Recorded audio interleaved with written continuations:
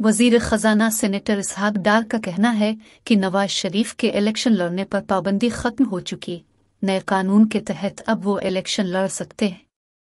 जियो news के programme आज शाहजेब खानजादा के साथ में गुफ्तगू करते हुए इसहाक डार का कहना था, नवाज शरीफ मुत्तहिदा अरब अमारात से उम्रे की सादत हासिल करने सऊदी अरब जा रहे हैं, जिसके बाद वो इंग्लैंड जाएंगे। वतन वापसी से मुताल्लिक सवाल पर इसहाक डार का कहना था, पार्टी जब कहेगी नवाज शरीफ इंग्लैंड से पाकिस्तान आएंगे। नवाज शरीफ पर वही केस था जिसमें मरियम नवाज बुरी हो चुकी, अब नवाज शरीफ भी बुरी हो जाएंगे। वजीर खजाना का कहना था, जो मईशत 2013 में डिफॉल्ट के करीब थी, इसे नवाज शरीफ ने 2017 में दुनिया की 2400 बड़ी मईशत बना दिया। हमें उनकी लीडरशिप की ज़रूरत है। इसी प्रोग्राम में गुफ्तगू करते हुए इसहाक डार का कहना था, 8 माह बहुत मुश्किल में गुजारे।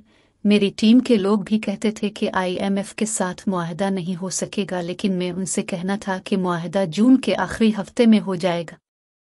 वजीर खजाना का कहना था, IMF के एग्जीक्यूटिव बोर्ड की मंजूरी के बाद रवा माही पाकिस्तान को 1.1 अरब डॉलर की किस्त मिल जाएगी और रवा माही पाकिस्तान के ज़र मुबादला के ज़खायर 14 अरब डॉलर तक पहुंचने के इम्कानात हैं।